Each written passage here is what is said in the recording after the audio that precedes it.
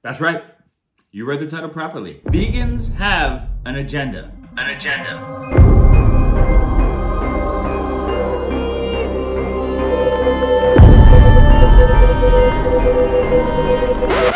Let's talk about it. Greetings and welcome to, or welcome back to PB with Jay. Here on the channel, we focus on a lot of plant-based goodness, from our own recipes, to cookbook reviews, to serious informational videos like this. And you know this one's one of the serious ones because I'm wearing my glasses. Other times I just let my eyes be blurry while I try to talk to you. For the record, and despite the title, this is a plant-based channel. I am a plant-based person. I technically consider myself whole food plant-based, but for the purpose of this video, I'm gonna lump everyone who avoids animal products for their diet into one category, because that's what everyone else does. Also, it's easier, and I'm lazy. In this video, we're gonna take the claim that there is a vegan agenda very, very seriously. And we're gonna dig into just what that would mean. What exactly is the vegan agenda, and what are all the horrible things that it's gonna do to the world? For our regular viewers who are used to getting a shout out in this part of the video, I'm gonna leave that to the end just so we can get into the topic at hand. So stick around if you wanna see your shout out.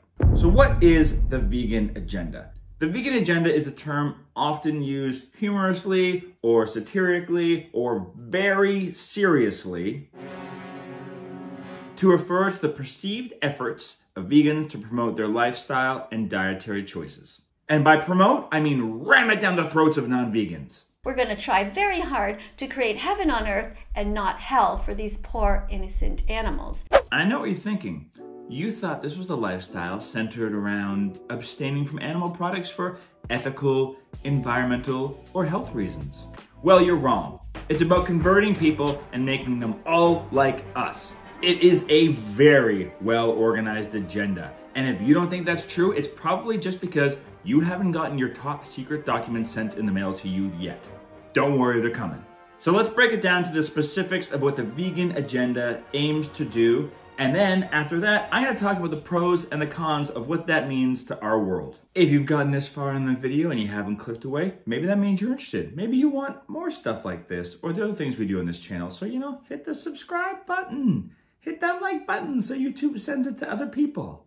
All right, let's get serious again. So there are 4 pillars of the vegan agenda outlining exactly what their plans are for world domination. And after we talk about those, we're gonna break down the pros and the cons that come with all of them when these nasty vegans have their way and destroy our world.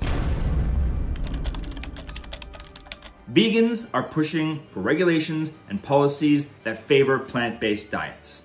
They have this insane idea that there should be more plant-based options in schools, restaurants, and government institutions so that when people need a meal, they have options. Can you imagine a world that wherever you go and no matter what you eat, there's an option for you? Madness. That's right. Vegans are a massive threat to traditional industries like animal agriculture, animal farming, and food production. If they have their way, they will dismantle and undermine the profitability of these industries and send our world into economic downfall. Not to mention all of those farmers and workers that will be without a job. And all of those animals, where are they gonna go? Oh, we're gonna talk about that. Don't you worry. The vegan movement is trying to change societal norms and values regarding the consumption of animal products. They want to rip the meat right out of your hands. They want to destroy all of the cultural norms surrounding the processing and consumption of animals for food. And they want to publicly shame you while they do it. And lastly, vegans want to control information to promote their own agenda, such as exaggerating the benefits of veganism. Hundreds of thousands of Americans continue to needlessly die from what we learned decades ago was a reversible condition. Downplaying the potential drawbacks. They want to use actual scientific data to back their claims about how plant-based diets are good for your body and help the environment. See, Big Vegan is very well funded and they have deep pockets that allow them to bribe politicians and other organizations to make sure people believe whatever claims they want them to. If only the meat or dairy industries would have thought of this first.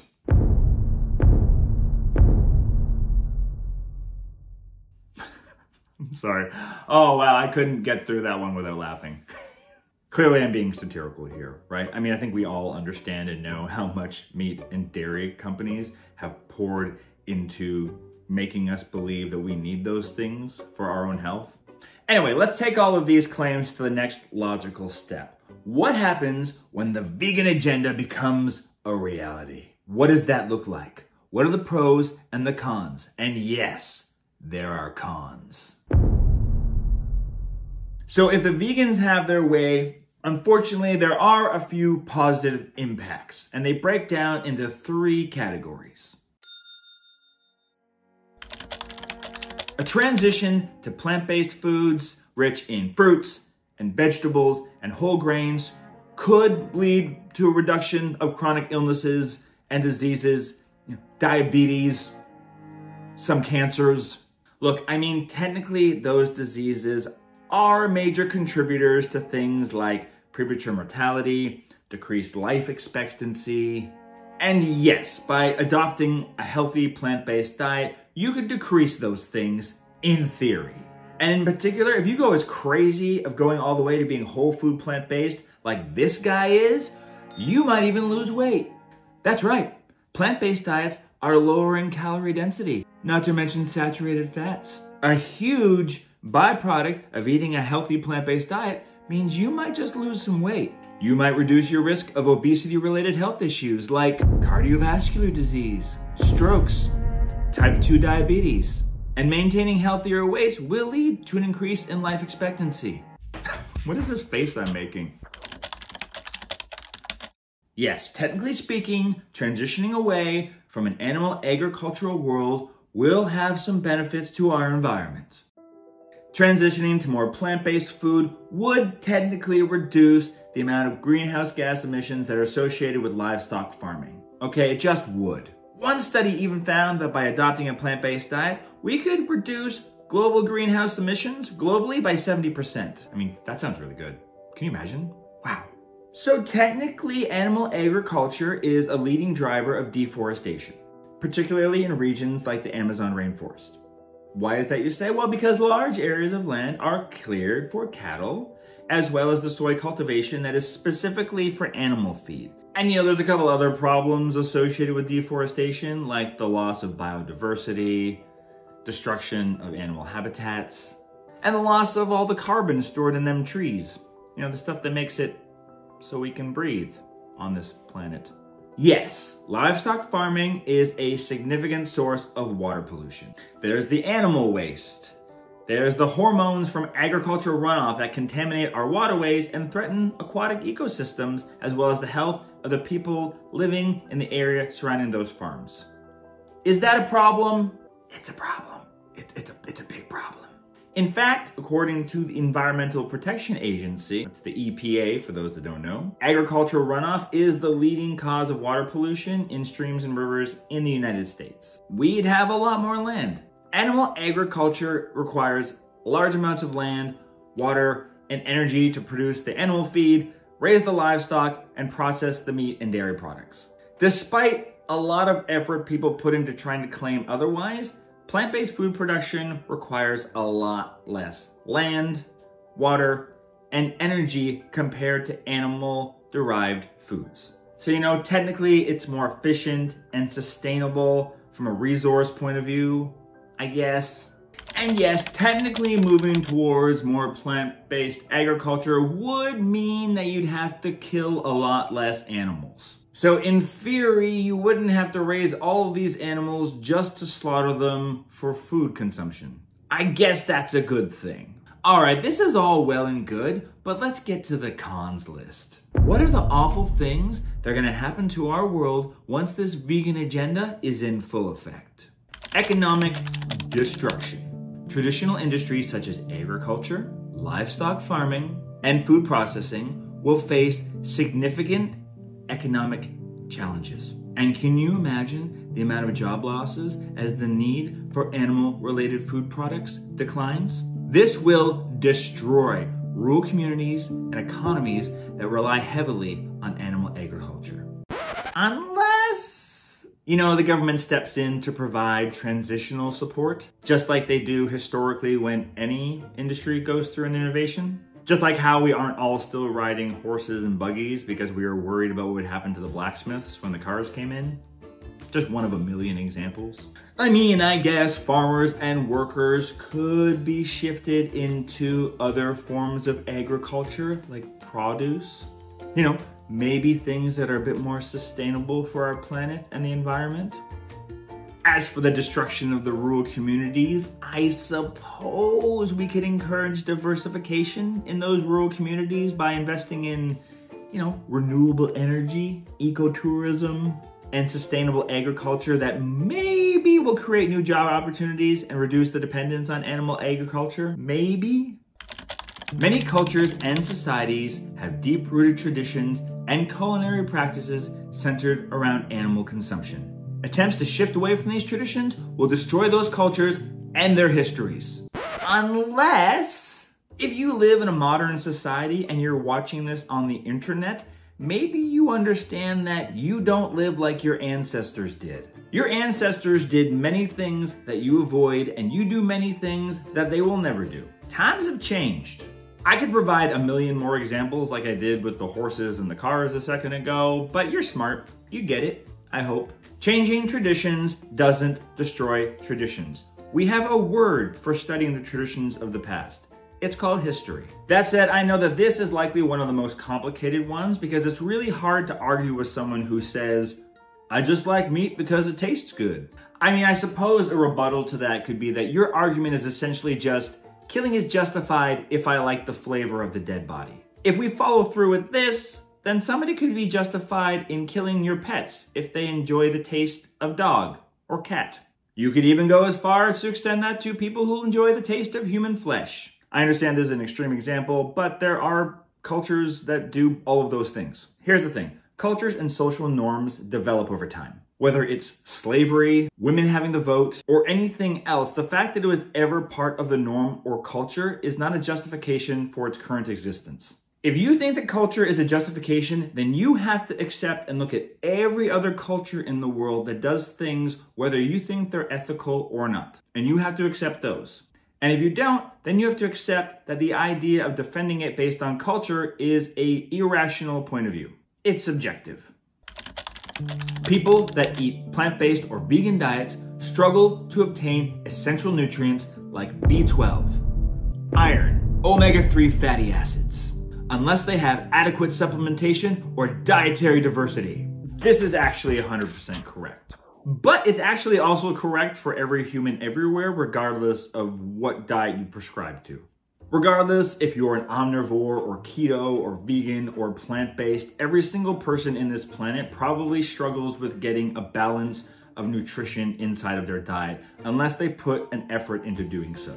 The reality is that the majority of people in our world have never been properly educated about nutrition. As a parent of kids who are going through the current education system, I do see this shifting and changing, which is a good thing, but that doesn't necessarily move up to people that are our age and older who are still set in these old ways. One potential solution for this is for our governments to educate people on actual balanced nutrition by using studies that are not funded by industries who benefit from that information. Great recent example is the new Canadian Food Guide, which actually eliminated meat and dairy from its guidelines over plant-based options because it was no longer funded by the dairy producers. Forget serving sizes and food groups. Now it's all about proportions. Shocking.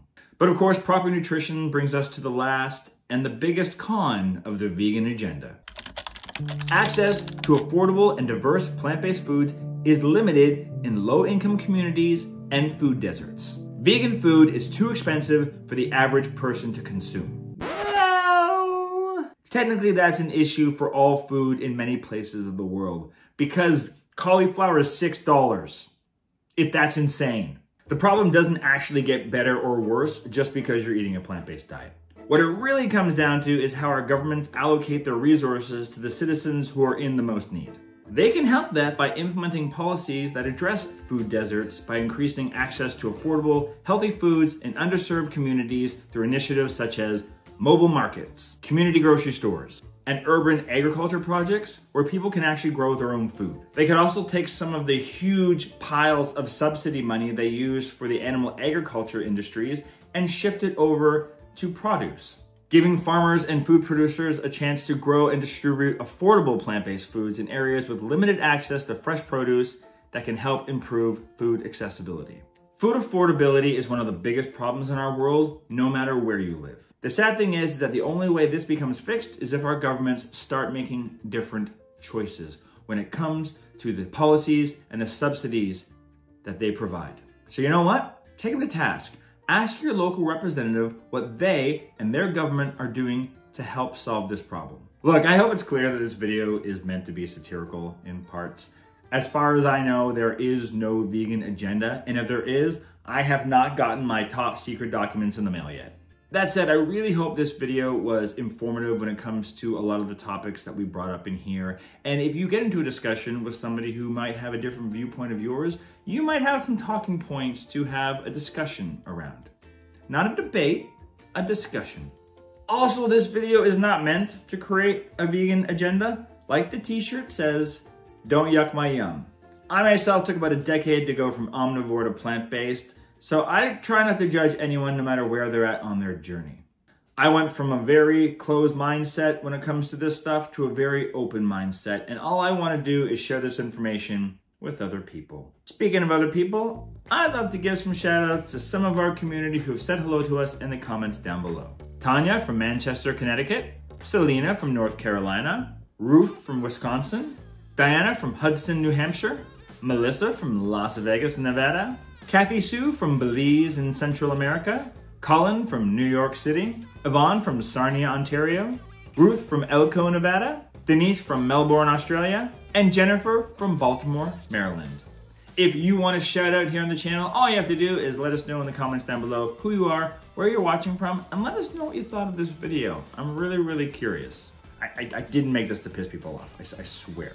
Another way to get a shout out is to join us over on our Mighty Network, where you can bump up on the shout out list, but you also get access to all of these wonderful things. And you know, it's pretty cheap. I think it's pretty cheap. We tried to make it cheap because we just want more people there to spread the love. If you're still sticking around and you haven't subscribed yet, please do so for more content like this. Speaking of likes, hit that like so YouTube knows to send this to other people. And if you are still here, which is awesome by the way, this video is for you next. We queued it right up. It's right up your alley. We know it's the next thing on your list that you're thinking about. It's already in your brain and YouTube knows it. So they say, stay on the channel, keep watching.